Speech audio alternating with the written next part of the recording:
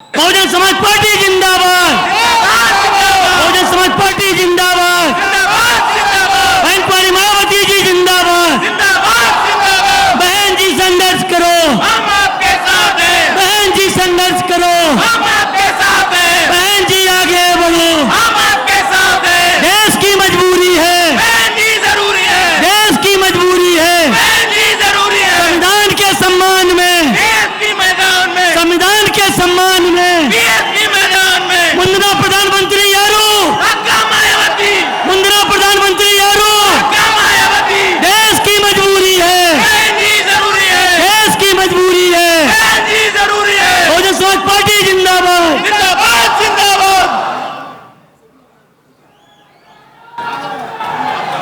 तो आरंभ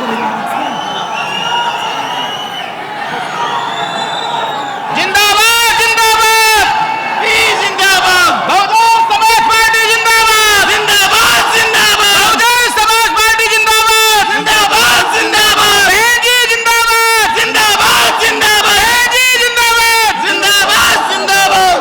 बहन जी संघर्ष करो।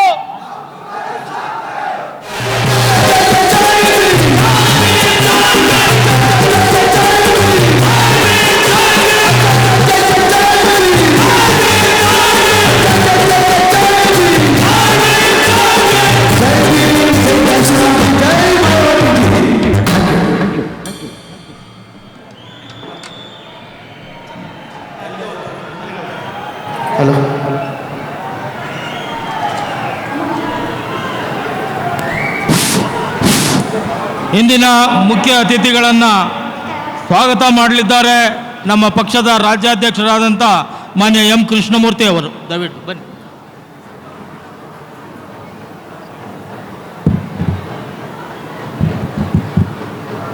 ಬಹುಜನ್ ಸಮಾಜ್ ಪಾರ್ಟಿ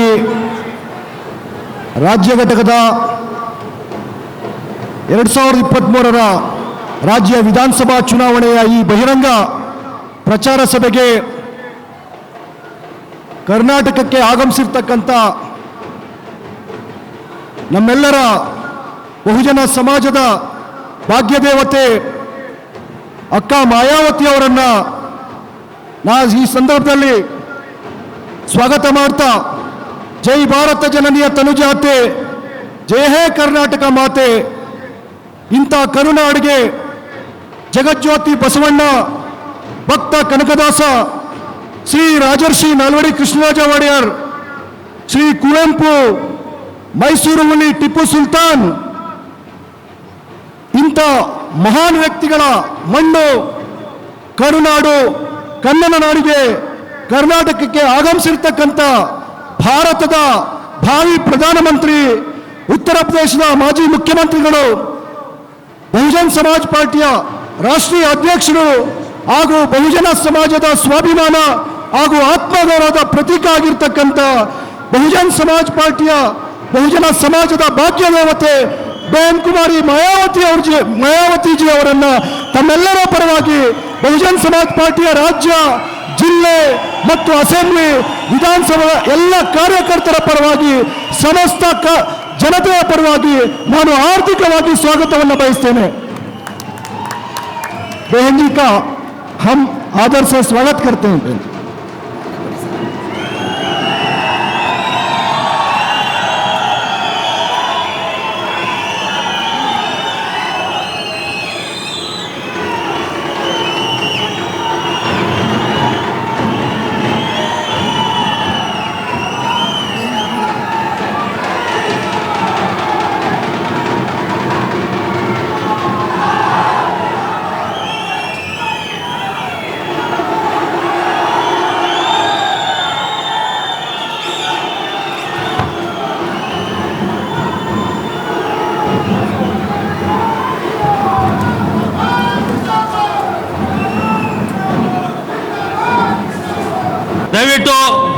ದಯವಿಟ್ಟು ಆ ತಮಟೆ ವಾದ್ಯನ ನಿಲ್ಲಿಸಬೇಕು.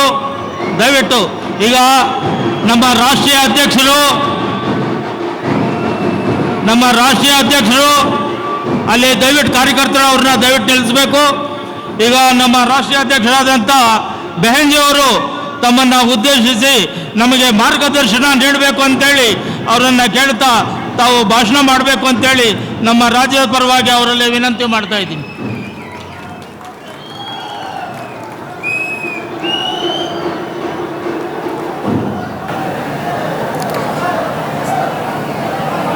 बीएसपी की चुनावी जनसभा में इकट्ठा हुए बीएसपी के सभी छोटे बड़े पदाधिकारी, कार्यकर्ता एवं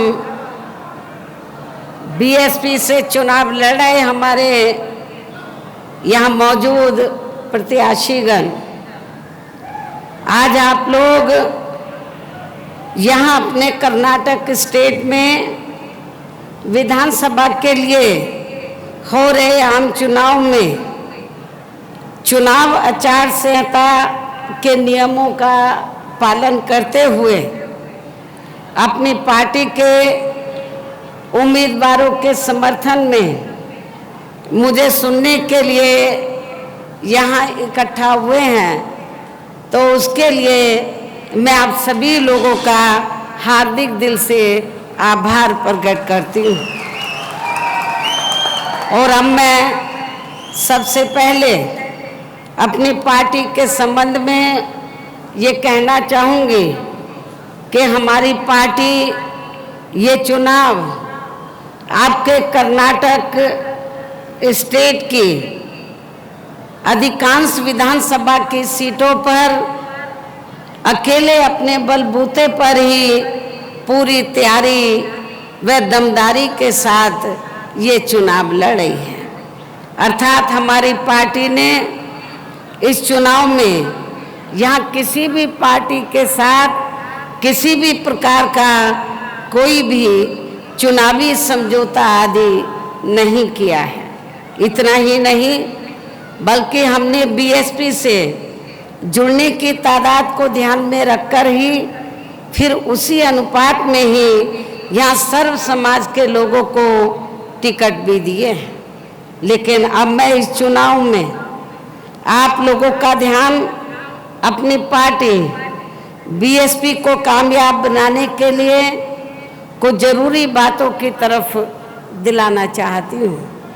और इस संबंध में मैं आप लोगों को ये कहना चाहती हूँ कि अपने देश को आज़ाद हुए वे भारतीय संविधान को भी लागू हुए अब यहाँ बरसों बीत चुके हैं। और इस लंबी अवधि में केंद्र में आपके कर्नाटक स्टेट में भी यहाँ विभिन्न विरोधी पार्टियों की सरकारें रही हैं। लेकिन दुख की बात यह है कि इस लंबी अवधि में भी यहाँ सभी विरोधी पार्टियों की रही सरकारों में वे आपके प्रदेश सहित पूरे देश में भी सर्व समाज में से विशेषकर दलितों, आदिवासियों, पिछड़े वर्गों, मुस्लिम व अन्य धार्मिक अल्पसंख्यकों के साथ साथ गरीबों, मजदूरों, किसानों, व्यापारियों एवं अन्य मेहनतकश लोगों का भी सही से विकास व उत्थान आदि नहीं हो सका है।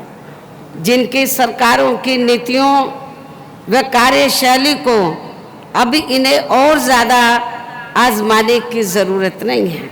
और इस संदर्भ में मैं खासकर यहाँ दलितों, आदिवासियों व अन्य पिछड़े वर्गों के लोगों को ये भी बताना जरूरी समझती हूँ कि इन्हें परम पूज्य बाबा साहब डॉक्टर भीमराव अंबेडकर के कड़े संघर्ष व अथक प्रयासों से भारतीय संविधान के तहत मिले कानूनी अधिकारों में से विशेषकर सरकारी नौकरियों में जो आरक्षण की सुविधा मिली है, तो उसे भी यहाँ शुरू से ही इन वर्गों के प्रति हीन व जातिवादी मानसिकता रखने वाली सभी विरोधी पार्टियों की सरकारें प्रभावहीन बनाने में तथा इसे अब धीरे धीरे खत्म करने की भी पूरी कोशिश में लगी हुई है।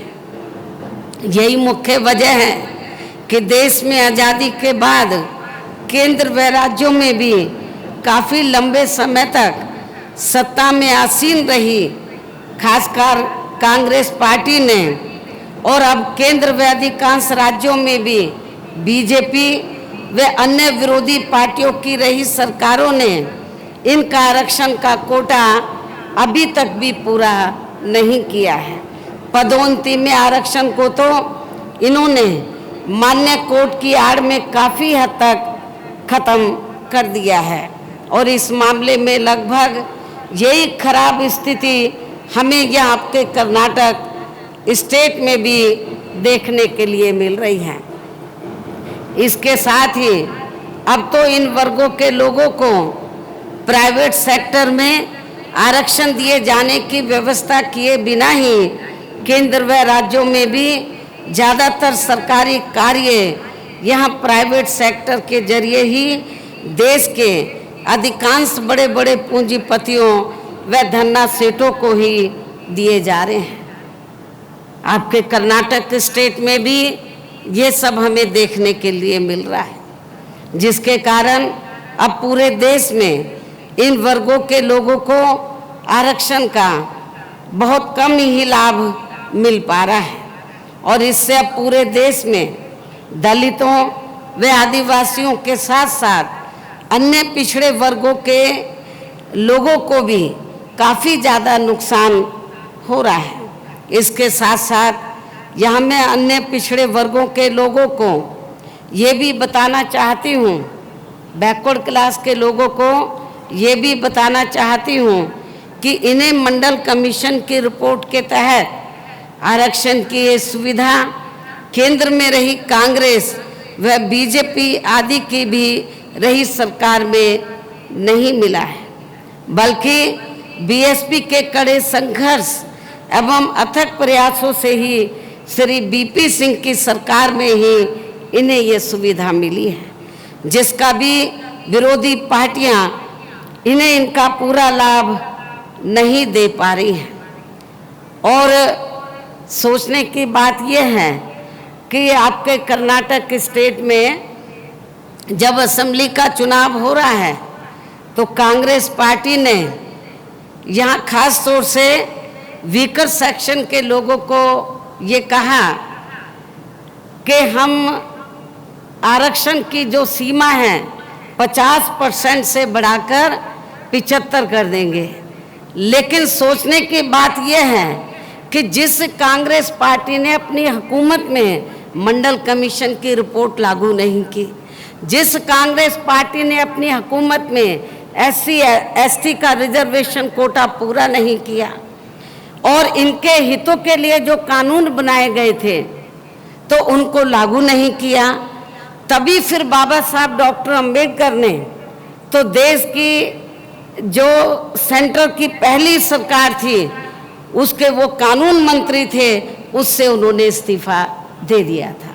तो इसलिए आप लोगों को जो 50 से सीमा बढ़ाकर 75 की बात कर रहे हैं, 75%, ये केवल हवाई है, कागजी है, इसमें कोई भी दम नहीं है, कोई भी ताकत नहीं है और प्रैक्टिकल में इसका कोई भी लाभ आप लोगों को मिलने वाला नहीं है। इतना ही नहीं बल्कि बीएसपी के अथक प्रयासों से ही श्री बीपी सिंह की सरकार में इन वर्गों के मसीहा परम पूज्य बाबा साहब डॉक्टर भीमराव अंबेडकर को भी यहाँ भारत रत्न की उपाधि से सम्मानित किया गया है, जिसके लिए वो हर प्रकार से पात्र भी थे।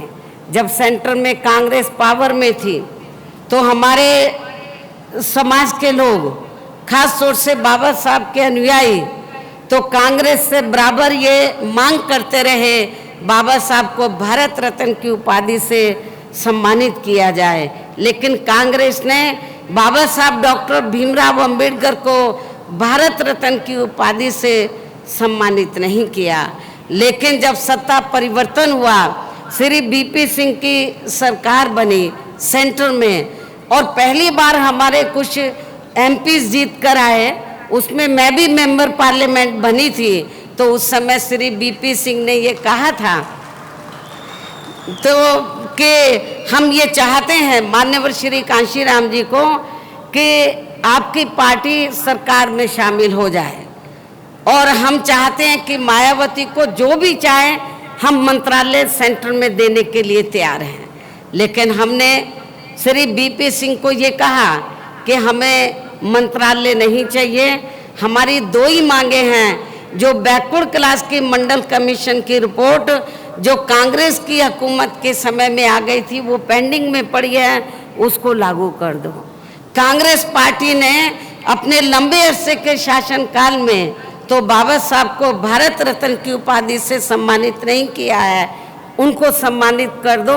हमें इसके सिवाय ना कोई बड़ी कुर्सी चाहिए, हमें केवल बाबा साहब का सम्मान चाहिए, और पिछड़ों को जो मंडल कमीशन की रिपोर्ट है वो लागू होनी चाहिए। तो श्री बीपी सिंह ने हमारी बात को माना और उन्होंने मंडल कमीशन की रिपोर्ट को लागू किया और बाबा साहब डॉक्टर अंबेडकर को भारत रत्न की उपाधि से सम्मानित किया। यहाँ मैं ये भी कहना चाहूँगी कि इन वर्गों के लोगों को, जो वीकर सेक्शन के लोग हैं, इन वर्गों के लोगों को जुल्म जाति से निजात दिलाने के लिए जो भी नियम व कानून आदि बने हैं, तो उन पर भी अब केंद्र व अधिकांश राज्यों की भी सरकारें सही से अमल नहीं कर पा रही हैं, जिससे अब यहाँ विशेषकर दलितों व आदिवासियों के ऊपर शोषण करने वाले लोगों का मनोबल और भी ज़्यादा बढ़ रहा है। यही स्थिति हमें मुस्लिम समाज की भी देखने के लिए मिल रही है।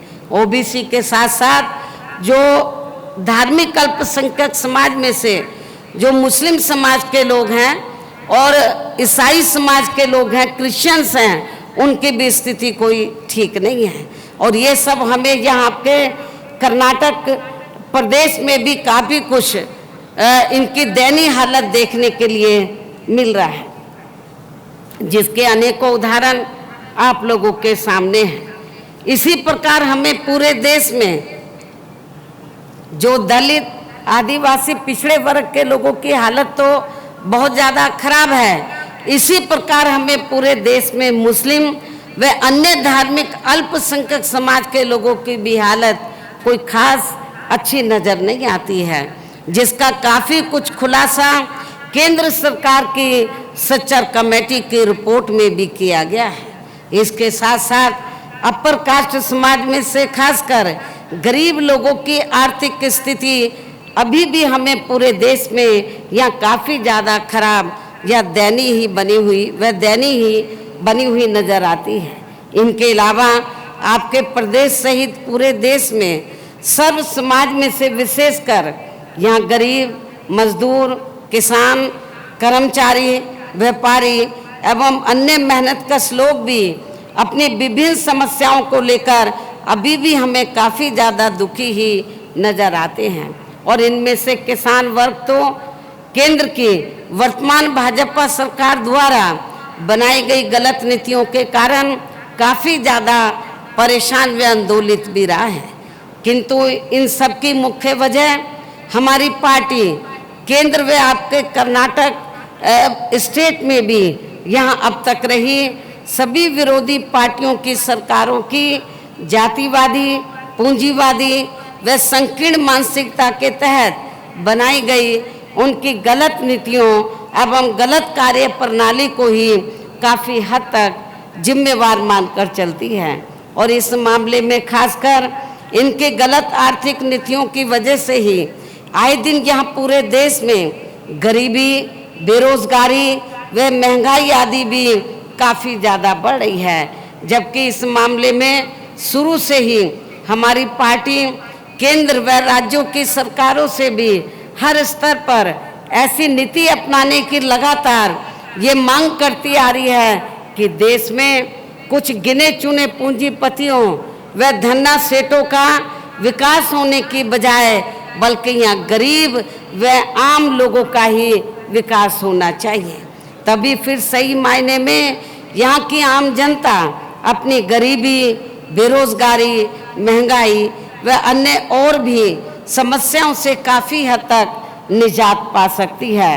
इसके साथ साथ पिछले कुछ वर्षों से अपने देश में भ्रष्टाचार भी हर स्तर पर काफ़ी ज़्यादा बढ़ा है, जिससे आपका खुद का अपना कर्नाटक प्रदेश भी अछूता नहीं रहा है।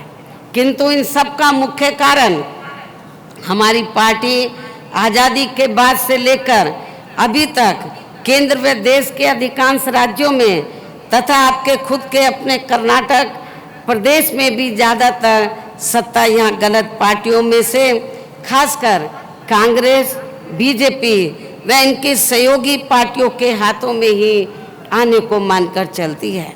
और इन सभी विरोधी पार्टियों को हमारी पार्टी इसलिए जिम्मेवार मानकर चलती है क्योंकि आज़ादी के बाद से लेकर अभी तक लगभग ये सभी विरोधी पार्टियां केंद्र व देश के अधिकांश राज्यों में भी ज़्यादातर यहाँ बड़े बड़े पूंजीपतियों व धन्ना सेठों की ही आर्थिक मदद से सत्ता में आती रही हैं। और सत्ता में आ जाने के बाद फिर ये पार्टियां अधिकतर मामलों में अपनी आर्थिक व अन्य सभी नीतियां या आम जनता की समस्याओं को दूर करने के हिसाब से तैयार नहीं करती हैं, बल्कि देश के उन बड़े बड़े पूंजीपतियों व धन्ना सेठों को ही फायदा पहुंचाने के हिसाब से अपनी अधिकांश नीतियां तैयार करती है, जिनके धन व बल से चुनाव लड़कर ज़्यादातर ये पार्टियां केंद्र व आपके राज्य सहित देश के अन्य राज्यों में भी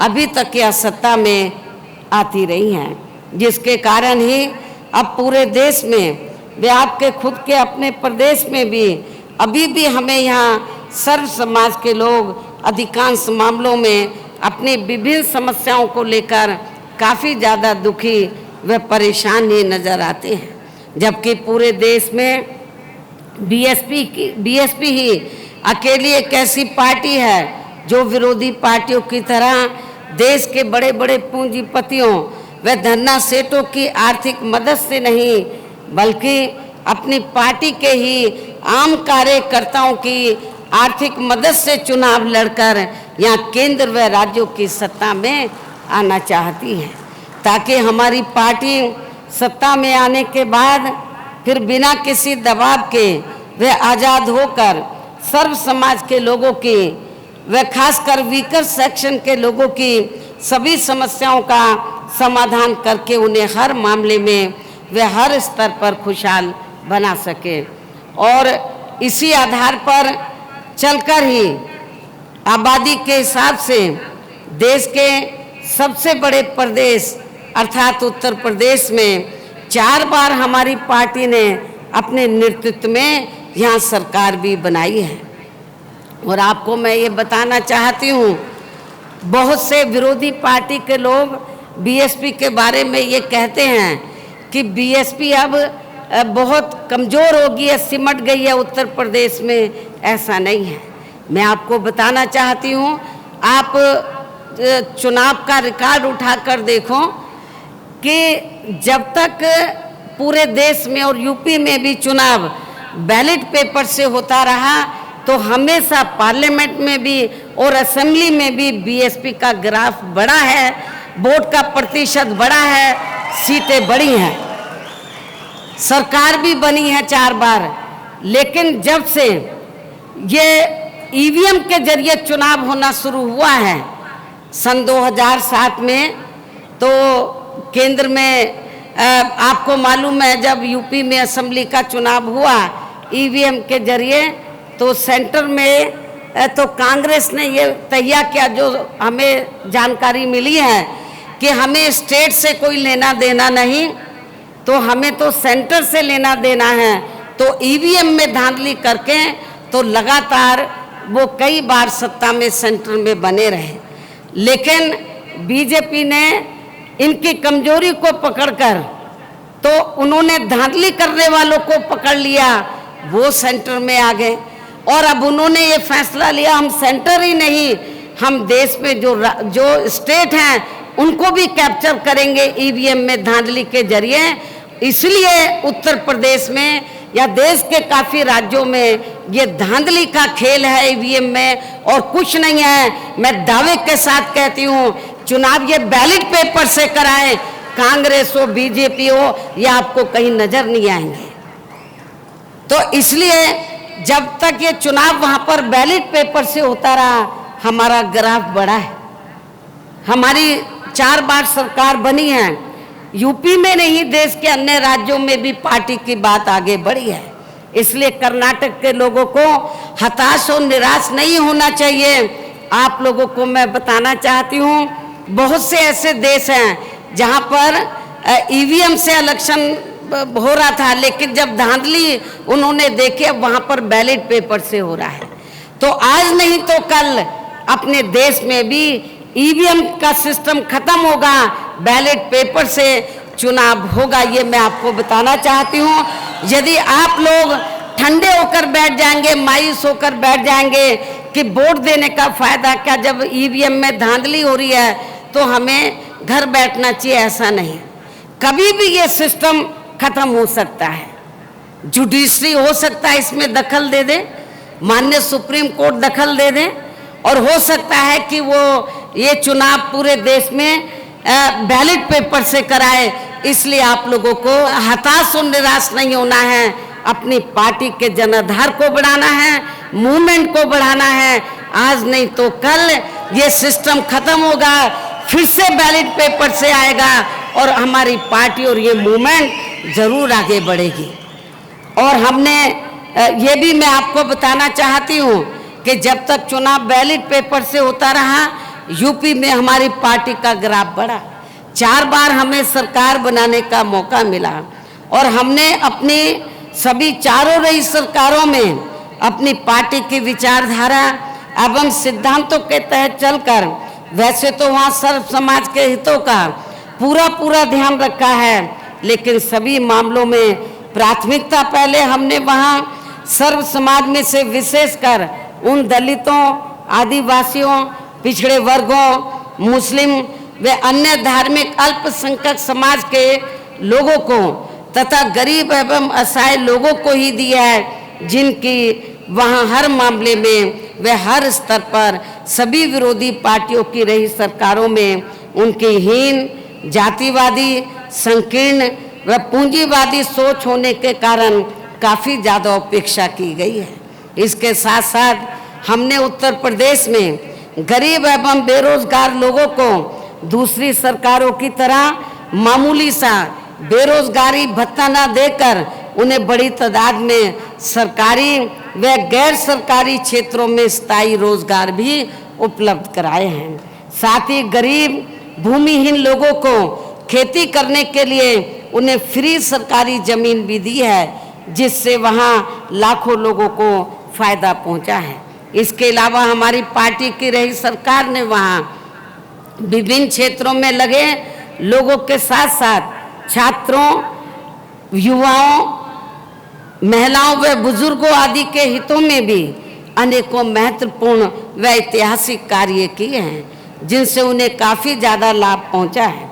इसके साथ साथ हमने उत्तर प्रदेश में सर्व समाज के लोगों के ऊपर किसी भी प्रकार की कोई जुर्म जाति आदि नहीं होने दी है, बल्कि हमारी रही सरकार ने वहाँ जुर्म जाति करने वाले लोगों को तो बिना बुलडोजर चलाए हुए या बिना मार धाड़ के, तो बिना कोई देरी किए हुए उन्हें तुरंत ही जेल के सलाखों के अंदर भेजा है, जहाँ मेरी सरकार में उनकी सही व असली जगह होती है। जो अभी इस समय यूपी में चल रहा है, ऐसा नहीं, मारधाड़ नहीं, कानून का वहाँ पे नंगा नाच हो रहा है, ऐसा नहीं, बल्कि कानून की अहमियत वहाँ की जनता को हमने समझाई, बताई और कानून के तहत हमने सर्व समाज के लोगों को वहाँ पर न्याय दिया, जिसकी यहाँ आपके प्रदेश में भी काफ़ी, यानी कि कर्नाटक स्टेट में भी काफ़ी सख्त ज़रूरत है।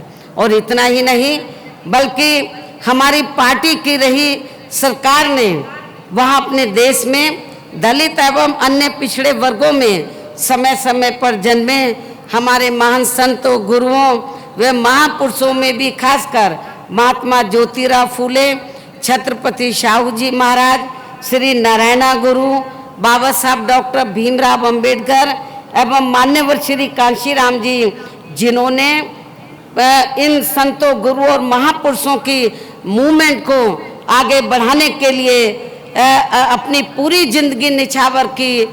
मान्यवर श्री कांशीराम जी ने काफ़ी कड़ा संघर्ष किया। इन सबको विभिन्न रूपों में पहली बार वहाँ पूरा आदर सम्मान दिया है, जिन्हें विरोधी पार्टियों के लोग अभी तक भी आसानी से पचा नहीं पा रहे हैं। इस प्रकार से उत्तर प्रदेश में हमारी पार्टी ने अपने सभी चारों रहे शासनकाल के दौरान वहाँ हर मामले में व हर स्तर पर सर्व समाज के लोगों को काफ़ी बेहतरीन सरकार दी है।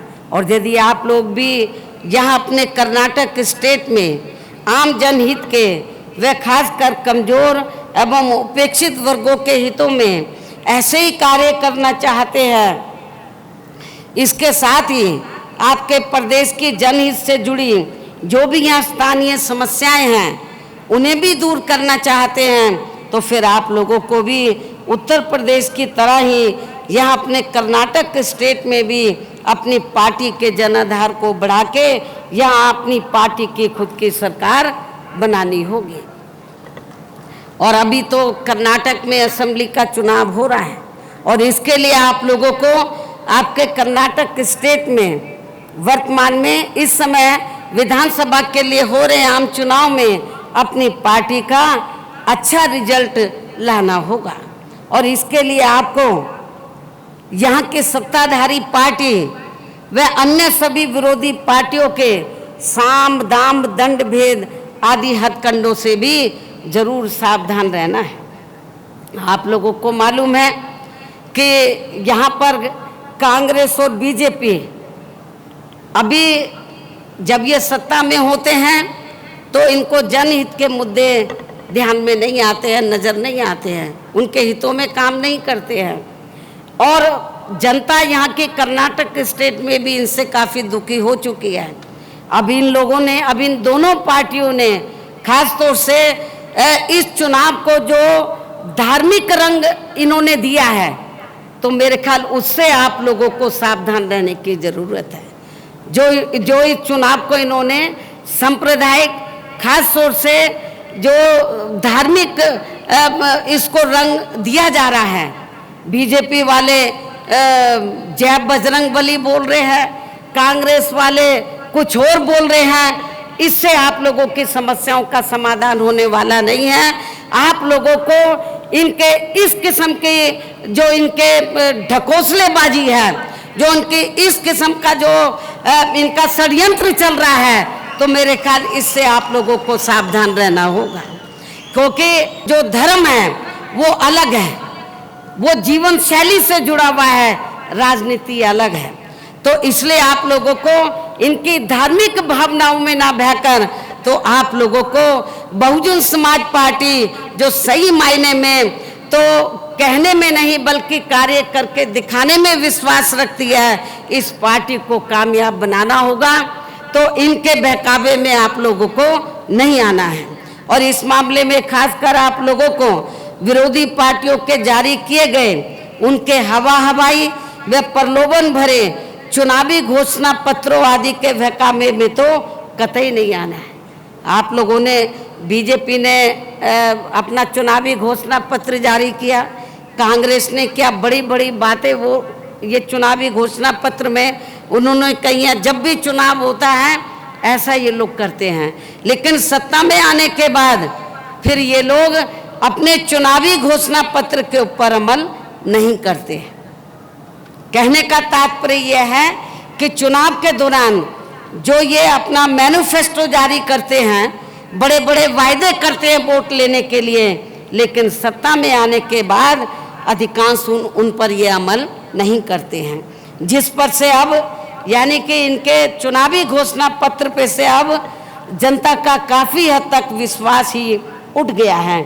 इसलिए भी हमारी पार्टी किसी भी चुनाव में अपना कोई भी चुनावी घोषणा पत्र आदि जारी नहीं करती है। वैसे भी हमारी पार्टी कहने में बहुत कम बल्कि कार्य करके दिखाने में ही ज़्यादा विश्वास रखती है। यूपी में 4 बार हमारी सरकार बनी, हमने चुनाव में कोई मैनिफेस्टो जारी नहीं किया था।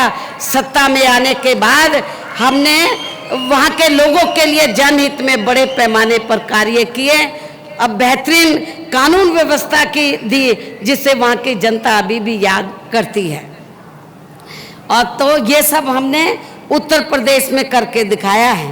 इन्हीं जरूरी बातों के साथ ही अब मेरा यही कहना है कि आप लोगों को अपने खुद के व अपने कर्नाटक स्टेट के भी हित में यहाँ अपनी पार्टी बीएसपी की सरकार बनाना बहुत ज़रूरी है।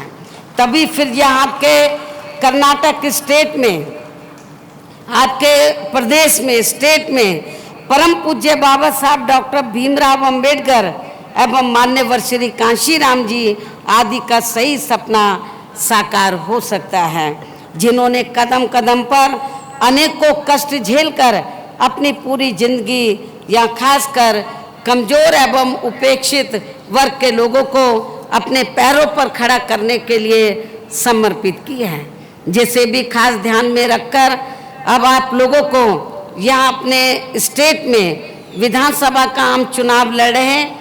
अपने सभी उम्मीदवारों को, हमारे उम्मीदवार कुछ इधर स्टेज पे हैं, शायद कुछ सामने भी बैठे हैं, तो जब आप लोगों से मेरी यही रिक्वेस्ट है कि जिसे जो हमारे संत गुरु महापुरुष हुए हैं तो उनके डेडिकेशन को ध्यान में रखकर, उनके संघर्ष को ध्यान में रखकर, जिनकी वजह से आज थोड़ा घना जो आपको मिल रहा है, ये देन हमारे संत गुरु और महापुरुषों की है, जिसे भी खास ध्यान में रखकर अब आप लोगों को यहाँ अपने कर्नाटक स्टेट में विधानसभा का आम चुनाव लड़ रहे अपने सभी उम्मीदवारों को अपनी पार्टी के हाथी चुनाव चिन्ह के सामने वाले बटन को दबा के उन्हें ज़रूर जिताना है, उन्हें ज़रूर सफल बनाना है, उनको यहाँ की असेंबली में ज़रूर जिताकर भेजना है।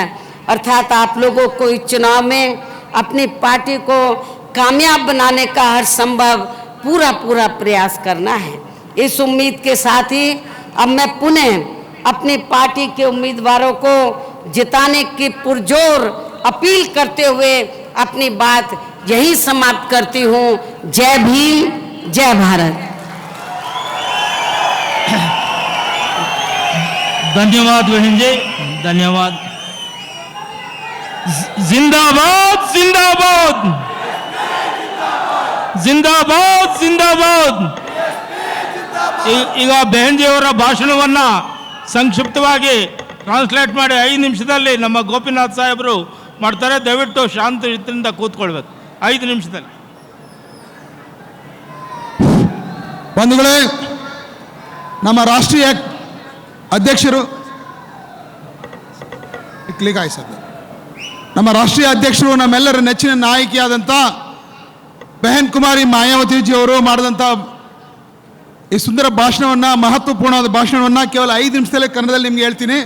ಸಾರಾಂಶವನ್ನು ಮಾತ್ರ ಹೇಳ್ತೀನಿ. ಮೊದಲನೇದಾಗಿ, ಕರ್ನಾಟಕ ರಾಜ್ಯಕ್ಕಾಗಿ ನಡೀತಾ ಇರತಕ್ಕಂಥ ವಿಧಾನಸಭಾ ಚುನಾವಣೆಗಳಲ್ಲಿ ನಮ್ಮ ಪಕ್ಷದ ವತಿಯಿಂದ ಅತ್ಯಧಿಕ 130 ಅಭ್ಯರ್ಥಿಗಳನ್ನು ನಾವಿಲ್ಲಿ ಕಣದಲ್ಲಿ ಇಳಿಸಿದ್ದೀವಿ. ಅದರಲ್ಲಿ SC ST OBCಗಳು ಮತ್ತು ಅಲ್ಪಸಂಖ್ಯಾತರು ಸಹಿತ ಇದ್ದಾರೆ. ನಾವು ಯಾವುದೇ ಪಕ್ಷದೊಂದಿಗೆ ಯಾವುದೇ ರೀತಿ ಹೊಂದಾಣಿಕೆ ಚುನಾವಣಾ ಮೈತ್ರಿಯನ್ನು ಮಾಡಿಕೊಂಡಿಲ್ಲ. ಮತ್ತು ಇಲ್ಲಿ ಕರ್ನಾಟಕದಲ್ಲಿ ಇಲ್ಲಿ ತನಕ ಆಳ್ವಿಕೆ ಮಾಡಿರ್ತಕ್ಕಂಥ ಕಾಂಗ್ರೆಸ್ಸು, BJP ಮತ್ತಿತರ ಪಕ್ಷಗಳು ಶ್ರೀಮಂತರ ಹಣದಿಂದ, ದೊಡ್ಡ ದೊಡ್ಡ ಬಂಡವಾಳಶಾಹಿಗಳ ಹಣದಿಂದ ಪಕ್ಷವನ್ನು ನಡೆಸ್ತಾ ಇಲ್ಲಿರ್ತಕ್ಕಂಥ ಬಡ ಜನರ ಬದುಕನ್ನು ಬರ್ಬರ ಮಾಡಿದ್ದಾವೆ. ಅದಕ್ಕೆ ನಾವು ತಕ್ಕ ಪಾಠವನ್ನು ಕಲಿಸಬೇಕಾಗಿದೆ. ಇಲ್ಲಿ ಕಾಂಗ್ರೆಸ್ ಪಕ್ಷ ಹೇಳ್ಕೊಳ್ಳುತ್ತೆ, ನಮ್ಮ ಕಾಲದಲ್ಲಿ ನಾವು ಮೀಸಲಾತಿಯನ್ನು ಜಾರಿ ಮಾಡಿದ್ವಿ ಅಂತೇಳಿ.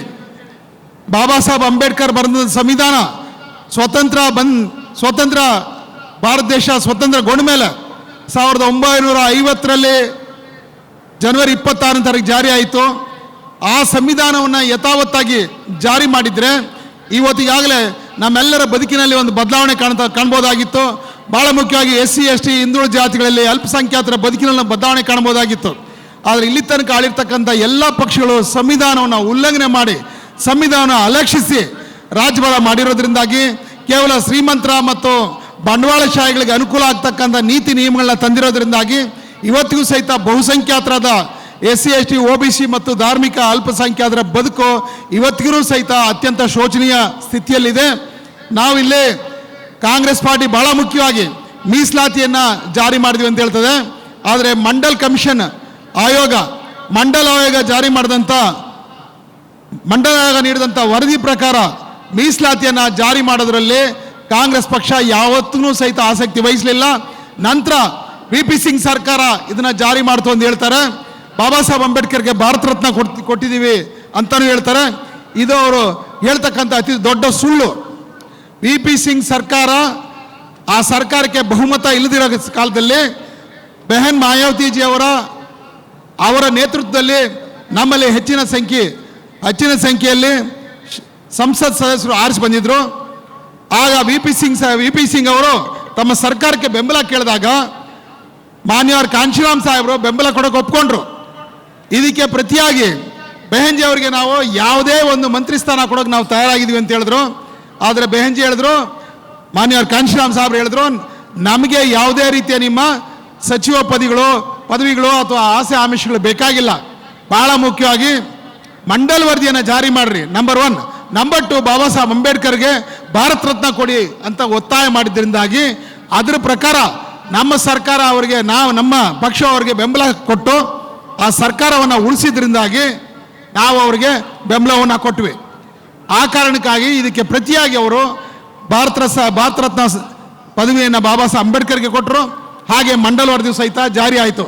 ಇದರಲ್ಲಿ ಬೇರೆ ಯಾವುದೇ ಪಕ್ಷಗಳ ಕೊಡುಗೆ ಇಲ್ಲ. ಇದರಲ್ಲಿ ಇದು 100ಕ್ಕೆ 100ರಷ್ಟು ಬಹುಜನ್ ಸಮಾಜ್ ಪಾರ್ಟಿಯ ಸಾಧನೆ ಅನ್ನೋದನ್ನ ಇಲ್ಲಿ ನೆನ್ಪು ಮಾಡ್ಕೋಬೇಕು. ಹಾಗೇನೆ ಈ ಪಕ್ಷಗಳ ಆಡಳಿತದಲ್ಲಿ ಬಹಳ ಮುಖ್ಯವಾಗಿ ರೈತರು, ಕಾರ್ಮಿಕರು, ಮಹಿಳೆಯರು, ಸಣ್ಣ ಪುಟ್ಟ ವ್ಯಾಪಾರಿಗಳು ಇವರೆಲ್ಲರೂ ಕಂಗಾಲಾಗಿದ್ದಾರೆ. ಇದಕ್ಕೆ ಕಾರಣ ಏನಂದ್ರೆ ಈ ಎಲ್ಲ ಪಕ್ಷಗಳು ಬಹುಜನ್ ಸಮಾಜ್ ಪಾರ್ಟಿ ಒಂದನ್ನು ಹೊರತುಪಡಿಸಿ ಉಳಿದ ಯಾವುದೇ ಪಕ್ಷ ಅಧಿಕಾರಕ್ಕೆ ಬಂದರೂ ಸಹಿತ ತಮಗೆ ಚುನಾವಣಾ ಕಾಲದಲ್ಲಿ ರೊಕ್ಕ ಕೊಟ್ಟಂಥವ್ರು, ಹಣ ಕೊಟ್ಟಂಥವ್ರು ಏನಿದ್ದಾರೆ ಅವರ ಪರವಾಗಿ ನೀತಿ ನಿಯಮಗಳನ್ನ ರೂಪಿಸ್ತಾ ಬಂದಿರೋದ್ರಿಂದಾಗಿ ಇಲ್ಲಿ ಅತ್ಯಧಿಕ ಬಡ ಜನರಿದ್ದಾರೆ. ಹಸಿವು, ಅನಕ್ಷರತೆ, ಬಡತನದಿಂದ ಕಂಗಾಲಾಗಿದ್ದಾರೆ. ಇವರೆಲ್ಲರೂ ಸಹಿತ ಇಲ್ಲಿರ್ತಕ್ಕಂಥ ಹಿಂದುಳಿದ ವರ್ಗಗಳಿಗೆ ಸೇರಿದಂಥ ಬಹುಸಂಖ್ಯಾತ ಜನರಾಗಿದ್ದಾರೆ. ನಾವು ಉತ್ತರ ಪ್ರದೇಶದಲ್ಲಿ 4 ಬಾರಿ ಸರ್ಕಾರ ಮಾಡಿದ್ದೀವಿ. 4 ಬಾರಿ ಸರ್ಕಾರ ಮಾಡಿದಾಗ ಯಾವುದೇ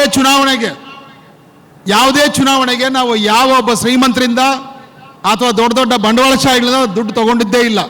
ಅದೇನಿದ್ರು ಬಡ ಜನರ ಕಾಣಿಕೆಯಿಂದಾಗಿ, ಅದೇ ರೀತಿ ನಮ್ಮ ಕಾರ್ಯಕರ್ತರು ಕೊಟ್ಟಿರ್ತಕ್ಕಂಥ ಸದಸ್ಯತ್ವದ ಹಣದಿಂದಾಗಿ ನಾವು ಆ ಹಣವನ್ನು ಪಡೆದು ನಾವು ಚುನಾವಣೆಗಳು ನಡೆಸಿದ್ದೀವಿ. ಆ ಕಾರಣದಿಂದಾಗಿ ನಾವು ಅಧಿಕಾರಕ್ಕೆ ಬಂದಾಗ ಈ ಬಡ ಜನರ ಪರವಾಗಿ ನೀತಿ ನಿಯಮಗಳನ್ನ ರೂಪಿಸಿದ್ದೀವಿ. ನಮ್ಮ ಕಾಲದಲ್ಲಿ ಯಾವುದೇ ದೊಡ್ಡ ದೊಡ್ಡ ಬಂಡವಾಳಶಾಹಿಗಳಿಗಾಗಲಿ, ದೊಡ್ಡ ದೊಡ್ಡ ಧನ ಸೇಟ್ಗಳಿಗಾಗಲಿ ನಮ್ಮ ಸರ್ಕಾರದಿಂದ ಹೆಚ್ಚಿನ ಏನು ಕೆಟ್ಟ ನೀತಿಗಳನ್ನ ನಾವು ರೂಪಿಸಿಲ್ಲ. ಈ ದೇಶದಲ್ಲಿ ಶ್ರೀಮಂತರಿಗೆ ಎಷ್ಟು ಅವಕಾಶಗಳಿದೆಯೋ ಅಷ್ಟೇ ಅವಕಾಶ ಬಡವರಿಗೂ ಇರಬೇಕು. ನಾವು ಕಾಂಗ್ರೆಸ್ಸು BJP ಅವ್ರಿಗೆ ಹೇಳ್ತಾ ಇದ್ದೀವಿ, ನಿಮ್ಮ ನೀತಿ ನಿಯಮಗಳು ಕೇವಲ ಶ್ರೀಮಂತರಿಗೆ ಅಷ್ಟೇ ಅನುಕೂಲವಾಗಿರಬೇಕಾಗಿಲ್ಲ, ಬರೀ ಸಾಹುಕಾರರಿಗೆ ಮಾತ್ರ ಅನುಕೂಲವಾಗಿರಬೇಕಾಗಲ್ಲ, ಬರೀ ದುಡ್ಡಿರೋರ್ಗೆ ಮಾತ್ರ ನೀವು ನೀತಿ ನಿಯಮಗಳನ್ನ ರೂಪಿಸಬೇಡಿ. ಅದೇ ಪ್ರಮಾಣದಲ್ಲಿ ಇಲ್ಲಿರ್ತಕ್ಕಂಥ ಬಡ ಜನರಿಗೂ ಸಹಿತ ನಿಮ್ಮ ನೀತಿ ನಿಯಮಗಳಿಂದಾಗಿ ಅನುಕೂಲ ಆಗಬೇಕು ಅಂತ ಹೇಳಿದ್ವಿ. ಆದರೆ ಅವರು ಸಂವಿಧಾನಕ್ಕೆ ವಿರುದ್ಧವಾಗಿ ಬಡ ಜನರನ್ನ ಅಲಕ್ಷಿಸಿ ಕೇವಲ ಶ್ರೀಮಂತರನ್ನು ಮಾತ್ರ, ಉನ್ನತ ವರ್ಗದವ್ರನ್ನ ಮಾತ್ರ ಬೆಳೆಸಿದ್ರಿಂದಾಗಿ ಭಾರತ ದೇಶದಲ್ಲಿ ಬಡತನ ಜಾಸ್ತಿ ಆಗಿದೆ. ಹಾಗೆ ಭ್ರಷ್ಟಾಚಾರನೂ ಸಹಿತ ಜಾಸ್ತಿ ಆಗಿದೆ.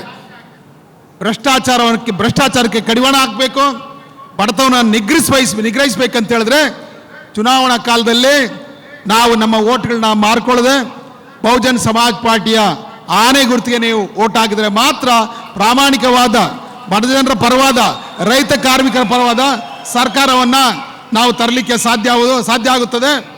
ಮತ್ತೆ ಇಲ್ಲಿ ಭಾಳ ಜನ ಅನ್ಕೋತಾರೆ ಬಹುಜನ್ ಸಮಾಜ್ ಪಾರ್ಟಿಯ ಪ್ರಭಾವ ಕಡಿಮೆ ಆಗೋಯ್ತು, UPನಲ್ಲೇ ಅವರು ಕಡಿಮೆ ಆಗೋಯ್ತು, ಇನ್ಮೇಲೆ ಪಾರ್ಟಿ ಬರೋದಿಲ್ಲ ಅಂತ ಹತಾಶೆಯ ಮಾತುಗಳು ಹೇಳ್ತಾರೆ. ನಾನು ನಿಮಗೆ ಹೇಳ್ತಾ ಇದ್ದೀನಿ, ಇಲ್ಲಿ ಈ ಹತಾಶೆಯ ಮತ್ತು ನಿರಾಶೆಯ ಮಾತುಗಳನ್ನ ಬಿಟ್ಬಿಡ್ರಿ. ಎಲ್ಲಿ ತನಕ ಇಲ್ಲಿ ಬ್ಯಾಲೆಟ್ ಪೇಪರ್ನಲ್ಲಿ ಚುನಾವಣೆ ನಡೀತಾ ಇತ್ತೋ ಅಲ್ಲಿ ತನಕ ನಮ್ಮ ಪಕ್ಷ ದೊಡ್ಡ ಪ್ರಮಾಣದಲ್ಲಿ ಬೆಳೀತು, 4 ಬಾರಿ ಸರ್ಕಾರ ಮಾಡ್ತು. ಆದರೆ ಬಹುಜನ್ ಸಮಾಜ್ ಪಾರ್ಟಿ ಅಧಿಕಾರಕ್ಕೆ ಬಂದು ಮಾಡ್ತಾ ಇರ್ತಕ್ಕಂಥ ಬದಲಾವಣೆ, ಪ್ರಗತಿ ಇದೆಲ್ಲ ನೋಡಿದಂಥ ಕಾಂಗ್ರೆಸ್ಸು BJPಯ ಬೆಂಬಲಿಗರೇನಿದ್ದಾರೆ, ನಾಯಕರೇನಿದ್ದಾರೆ, ಇಲ್ಲಿ ಉಂಟಾಗಿರ್ತಕ್ಕಂಥ ಈ ಜಾಗೃತಿಯನ್ನು ತಪ್ಪಿಸ್ಬೇಕು, ಈ ಜಾಗೃತಿನ ದಿಕ್ಕು ತಪ್ಪಿಸ್ಬೇಕು ಅಂತೇಳಿ ಅವರು ಎಲೆಕ್ಟ್ರಾನಿಕ್ ವೋಟಿಂಗ್ ಮೆಷಿನ್ನ ಅಂದರೆ ವಿದ್ಯುತ್ ಚಾಲಿತ ಮತಯಂತ್ರಗಳನ್ನ ಅವರು ಪರಿಚಯ ಮಾಡಿಕೊಟ್ರು. ಆವತ್ತಿಂದ ಇಲ್ಲಿ ಹಂತ ಹಂತವಾಗಿ ಆ ಪಕ್ಷಗಳಲ್ಲಿ ಎಲ್ಲ ಕಡೆನೂ ಹರಡ್ತಾ ಬಂದಿವೆ. 2014ರಲ್ಲಿ ಮೊದಲನೇ ಬಾರಿಗೆ ಕಾಂಗ್ರೆಸ್ ಸೋತಾಗ ನಾವೇನು ತಿಳ್ಕೊಂಡಿದ್ವಿ, ಇದು ಭ್ರಷ್ಟಾಚಾರ ಜಾಸ್ತಿ ಆಗಿ ಅದರಿಂದ ಸೋತಿದೆ ಅಂತ. ಹಂಗಲ್ಲ, ಅದು ಅಲ್ಲಾಗಿದ್ದು ಅಲ್ಲಿ ಇ ವಿ ಎಮ್ ಅಂದರೆ ವಿದ್ಯುತ್ ಚಾಲಿತ ಮತಯಂತ್ರಗಳು. ಆ ವಿದ್ಯುತ್ ಮತಯಂತ್ರಗಳಿಂದಾಗಿ ಅವರು ಓಟ್ಗಳನ್ನ ಉಲ್ಟಾ ಪಲ್ಟಾ ಮಾಡಾಕ್ಬಿಟ್ರು. ಹಾಗಾಗಿ ಎಷ್ಟೋ ಕಡೆ ನಾವು ಹೆಚ್ಚಿರೋ ಕಡೆ ನಮ್ಮ ಜನರು ಹೆಚ್ಚಿರೋ ಕಡೆನೂ ಸಹಿತ ನಮ್ಮ ಓಟ್ಗಳು ಬರ್ದಂಗೆ ಆಗೋಯ್ತು. ದೇಶದ ಪ್ರಪಂಚದ ಅನೇಕ ದೇಶಗಳಲ್ಲಿ ಇವತ್ತು ಅಷ್ಟೇ ಬ್ಯಾಲೆಟ್ ಪೇಪರಲ್ಲಿ ವೋಟಿಂಗ್ ಆಗ್ತಾ ಇದೆ. ಅದಕ್ಕೆ ನಾವು ಚಾಲೆಂಜ್ ಮಾಡಿ ಹೇಳ್ತಾ ಇದ್ವಿ, ಇದೇ ರೀತಿ ಮತ್ತೊಮ್ಮೆ ನೀವು ಬ್ಯಾಲೆಟ್ ಪೇಪರ್ ತಂದ್ರಿ, ಬಹುಜನ್ ಸಮಾಜ್ ಪಾರ್ಟಿ ಮತ್ತೆ ಮೆಜಾರಿಟಿಯಲ್ಲಿ ಆರಿಸಿ ಬರುತ್ತೆ, ಮತ್ತೆ ಸರ್ಕಾರ ಹಿಡಿತದೆ. ಬರೀ ಉತ್ತರ ಪ್ರದೇಶ ಮಾತ್ರ ಅಲ್ಲ, ಭಾರತ ದೇಶದ ಅನೇಕ ರಾಜ್ಯಗಳಲ್ಲಿ ಬರುತ್ತೆ, ಕೇಂದ್ರದಲ್ಲೂ ಬರುತ್ತೆ. ಆದ್ರಿಂದ ಆ ದಿನ ಬಂದೇ ಬರುತ್ತೆ. ನಮ್ಮ ಆಂದೋಲನ ಸತತವಾಗಿ ನಡೀತಾ ಇರಲಿ, ಈ ಜನಾಧಾರಣೆ ಬೆಳೀತಾ ಇರಲಿ, ಯಾವುದೇ ಕಾರಣಕ್ಕೆ ಹತಾಶರಾಗಬೇಡಿ. ಯಾಕಂದರೆ ಅಂತಿಮವಾಗಿ ಗೆಲ್ಲೋದು ಜನಾಂದೋಲನ. ನಮ್ಮಲ್ಲಿ ಜಾಗೃತಿ ಮೂಡ್ತಾ ಈ ಮತಯಂತ್ರಗಳನ್ನ ಬಹಿಷ್ಕರಿಸ್ತಕ್ಕಂಥ ಒಂದು ಕಾಲ ಬಂದೇ ಬರುತ್ತೆ. ಆ ನಿಟ್ಟಿನಲ್ಲಿ ನಾವೆಲ್ಲ ಕೆಲಸ ಮಾಡೋಣ. ಆ ನಿಟ್ಟಿನಲ್ಲಿ ಹೆಚ್ಚು ನಮ್ಮ ಪ್ರಯತ್ನ ಮುಂದುವರಿತಾ ಇರಲಿ. ಇಲ್ಲಿ ಯಾವುದೇ ಕಾರಣಕ್ಕೆ ಅಂಜದೆ, ಕುಗ್ಗದೆ, ಕೊರಗದೆ, ಹತಾಶ ಆಗದೆ, ನಿರಾಶರಾಗದೆ ನಾವು ನಮ್ಮ ಚಳುವಳಿಯನ್ನು ಮುನ್ನಡೆಸೋಣ. ಭಾಳ ಮುಖ್ಯವಾಗಿಲ್ಲಿ ಈ ಪಕ್ಷಗಳು ಅಧಿಕಾರಕ್ಕೆ ಬಂದ ಮೇಲೆ ಇಲ್ಲಿ ಕರ್ನಾಟಕದಲ್ಲಿ ಕಾಂಗ್ರೆಸ್ಸು ಮತ್ತು ಇತರ ಪಕ್ಷಗಳ ಒಂದು ಮೈತ್ರಿಯೊಂದಿಗೆ ಒಂದು ಸರ್ಕಾರ ಬಂದಿತ್ತು 2018ರಲ್ಲಿ. ಅನಂತರ ಮತ್ತೆ BJP ಸರ್ಕಾರ ಬಂದು ಅನೇಕ ರೀತಿಯ ಆಪರೇಷನ್ ಕಮಲ ಎಲ್ಲ ಮಾಡಿ ಇಲ್ಲಿ ಅನೇಕ ಶಾಸಕರನ್ನ ಖರೀದಿ ಮಾಡಿ ಇಲ್ಲಿ ಸರ್ಕಾರ ನಡೆಸ್ತಾ ಇದೆ. ಅದೇ ಪಕ್ಷ ಇವತ್ತು ಕೇಂದ್ರದಲ್ಲೂ ಸಹಿತ ಅಧಿಕಾರ ನಡೆಸ್ತಾ ಇದೆ. ಇವರ ಅಧಿಕಾರ ಅವಧಿಯಲ್ಲಿ ಏನಾಗ್ತಾ ಇದೆ ಅಂತ ಹೇಳಿದ್ರೆ, ನಿರುದ್ಯೋಗ, ಹಾಗೇನೆ ಭ್ರಷ್ಟಾಚಾರ ಮತ್ತೆ ಕೊಲೆ, ಸುಲಿಗೆ, ಇದೆಲ್ಲದ್ರ ಜೊತೆಗೆ ಕೋಮು ಗಲಭೆಗಳು ಹೆಚ್ಚಾಗ್ತಾ ಇದ್ದಾವೆ. ಇವತ್ತು ಸಹಿತ BJP ಮುಂದೆ ಬೇರೆ ಯಾವುದೂ ಅಜೆಂಡಾ ಇಲ್ಲ. ಧಾರ್ಮಿಕ ಭಾವನೆಗಳನ್ನು ಕೆರಳಿಸ್ತಾ, ಕೋಮು ಭಾವನೆಗಳನ್ನ ಕೆರಳಿಸ್ತಾ ಸಮಾಜವನ್ನು ಒಡೆದು ಇವರು ರಾಜಕಾರಣ ಮಾಡ್ತಾ ಇದ್ದಾರೆ. ಕಾಂಗ್ರೆಸ್ ಹೇಳುತ್ತೆ ನಾನು ಜಾತ್ಯತೀತ ರಾಜಕಾರಣ ಮಾಡ್ತೀನಿ ಅಂತೇಳಿ. ಆದರೆ ಕಾಂಗ್ರೆಸ್ಸು ಸಹಿತ ಅವರ ಅಜೆಂಡಾನ ಪೂರ್ಣ ಮಾಡೋದಕ್ಕೆ, ಅವರ ಅಜೆಂಡಾನ ಪೂರೈಸೋದಕ್ಕೆ ಏನು ಬೇಕೋ ಅದೇ ಕಾರ್ಯಕ್ರಮ ಇವರು ಮಾಡ್ತಾ ಇದ್ದಾರೆ. ಇವತ್ತು ಕೋಮು ದ್ವೇಷ ಹೆಚ್ಚಾಗ್ತಾ ಇದೆ ಅಂದರೆ ಅದರಲ್ಲಿ ಕಾಂಗ್ರೆಸ್ ಪಕ್ಷದ ಸಹಿತ ಅಷ್ಟೇ ಕೊಡುಗೆ ಇದೆ. ಇಲ್ಲಿ ಅಷ್ಟೇ ಕೊಡುಗೆ ಇದೆ. ನಾವು ಬಜರಂಗ ದಳನ ನಾವು ನಿಷೇಧ ಮಾಡ್ತೀವಿ ಅಂದರೆ ಅವರು ಪೀಪಲ್ಸ್ ಫ್ರಂಟ್ ನಾವು ನಿಷೇಧ ಮಾಡ್ತೀವಿ ಅಂತ ಹೇಳ್ತಾ ಇದ್ದಾರೆ. ಅವರು ಹಿಜಾಬು, ಆಜಾನು, ಗೋಹತ್ಯೆ ನಿಷೇಧ ಇದೆಲ್ಲನೂ ತರೋದ್ರ ಮೂಲಕ ಸಮಾಜದಲ್ಲಿ ಒಂದು ಅಶಾಂತಿಯನ್ನು ಉಂಟು ಮಾಡಿ ಸಮಾಜ ಒಡೆಯೋ ಕೆಲಸ ಮಾಡಿದ್ರೆ ಕಾಂಗ್ರೆಸ್ ಪಕ್ಷ ಅದಕ್ಕೆ ಕೇವಲ ವಿರೋಧ ವ್ಯಕ್ತಪಡಿಸ್ತಾ ಇದ್ದೀವಿ. ನಾವು ಅಧಿಕಾರಕ್ಕೆ ಬಂದಾಗ ಜನರ ಪರವಾಗಿ ನಾವು ಎಂಥ ನೀತಿ ನಿಯಮನ ತರ್ತೀವಿ, ಸಂವಿಧಾನ ಹೇಗೆ ಜಾರಿ ಮಾಡ್ತೀವಿ, ನಿರುದ್ಯೋಗ ಹೇಗೆ ನಿವಾರಿಸ್ತೀವಿ ಅನ್ನೋದ್ರ ಬಗ್ಗೆ ಅವರಲ್ಲಿ ಯಾವುದೇ ರೀತಿಯ ಶಾಶ್ವತವಾದ ಯೋಜನೆಗಳಿಲ್ಲ. ಕಾಂಗ್ರೆಸ್ ಆಡಳಿತವನ್ನು ಕರ್ನಾಟಕದಲ್ಲಿ 50 ವರ್ಷ ನೋಡಿದ್ದೀವಿ. ಈ BJP ಆಡಳಿತ ನೋಡಿದ್ದೀವಿ, ಜನತಾದಳ ಆಡಳಿತ ನೋಡಿದ್ದೀವಿ. ಯಾವುದೇ ಪಕ್ಷ ಅಧಿಕಾರಕ್ಕೆ ಬಂದರೂ ಸಹಿತ ನಿರುದ್ಯೋಗ, ಭ್ರಷ್ಟಾಚಾರ, ಜಾತೀಯತೆ, ಕೋಮುಗಲಭೆ ಇದ್ಯಾವುದು ನಿಲ್ತಾ ಇಲ್ಲ. ಆದರೆ ನಮ್ಮ ಬಹುಜನ್ ಸಮಾಜ್ ಪಾರ್ಟಿ 4 ಬಾರಿ ಆಡಳಿತ ಮಾಡಿದಾಗ ನಿರುದ್ಯೋಗ ಅತ್ಯಂತ ಕನಿಷ್ಠ ಮಟ್ಟಕ್ಕೆ ಇಳಿದಿತ್ತು. ಅನೇಕ ಹಾಸ್ಟೆಲ್ಗಳು ಮತ್ತು ಕಾಲೇಜುಗಳು, ಹಿಂದುಳಿದ ವರ್ಗಗಳಿಗೆ ವಿಶೇಷವಾದಂಥ ಹಾಸ್ಟೆಲ್ಸು ಇವೆಲ್ಲ ನಾವು ತೆರೆದ್ವಿ.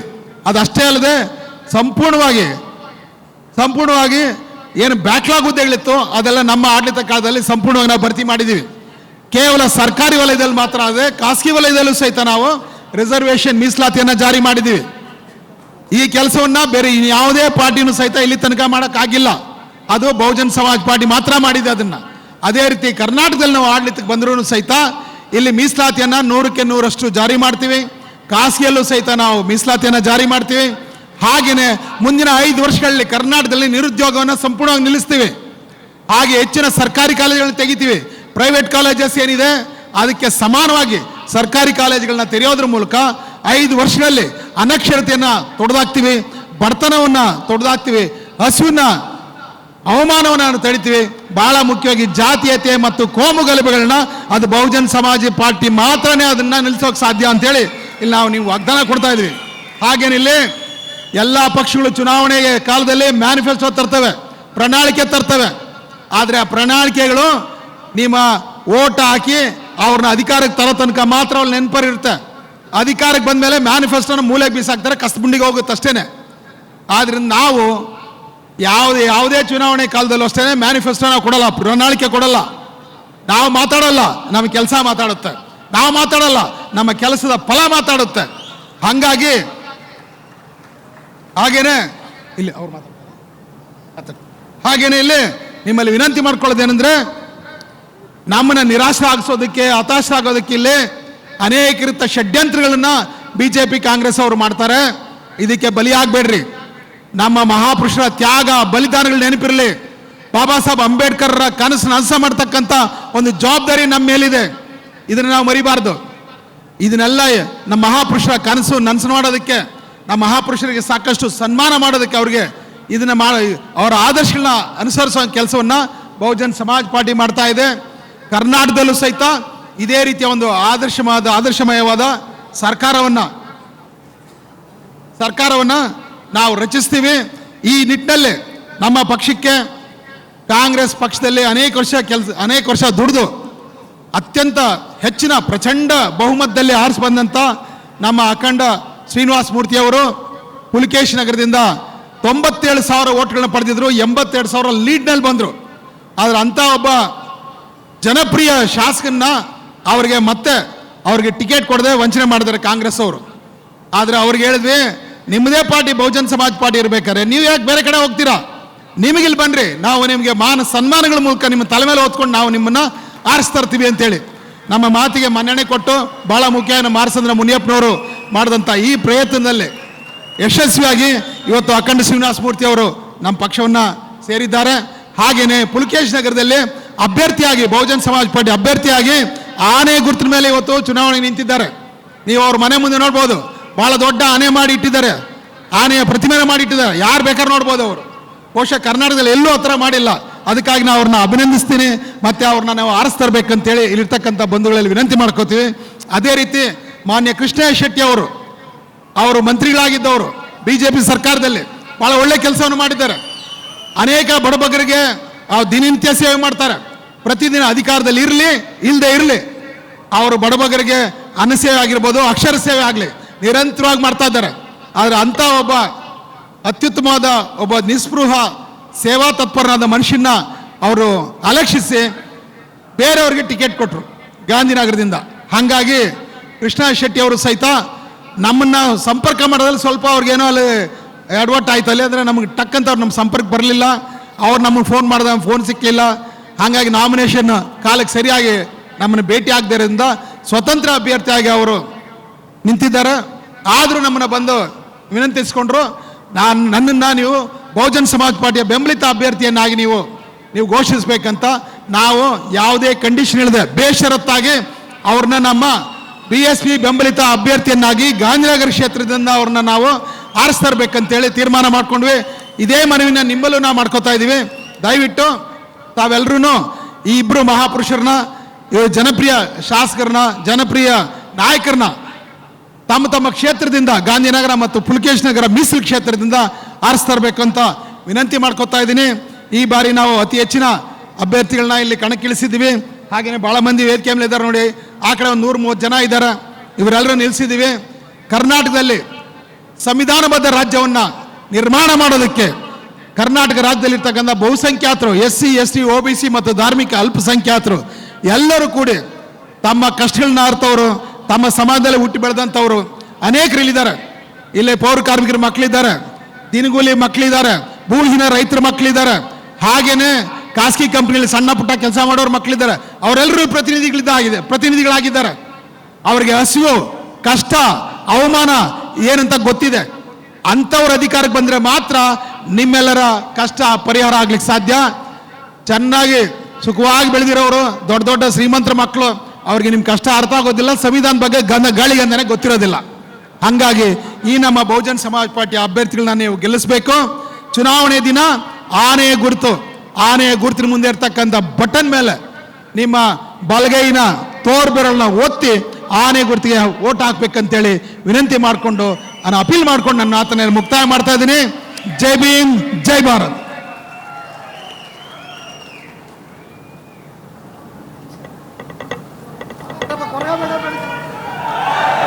बहुजन समाज पार्टी जिंदाबाद, जिंदाबाद जिंदाबाद बहुजन समाज पार्टी जिंदाबाद। जिंदाबाद जिंदाबाद देश की मजबूरी है, बहन जी जरूरी है, देश की मजबूरी है। बहन जी जरूरी है, बहुजन समाज पार्टी जिंदाबाद, जिंदाबाद जिंदाबाद बहन कुमारी मायावती जी जिंदाबाद, जिंदाबाद जिंदाबाद अनवर श्री कांसी राम जी जिंदाबाद। जिंदाबाद जिंदाबाद बहन जी संघर्ष करो, हम आपके साथ हैं, बहन जी संघर्ष करो, हम आपके साथ हैं, बहन जी आगे बढ़ो। हम आपके साथ हैं, संविधान के सम्मान में, बहन जी मैदान में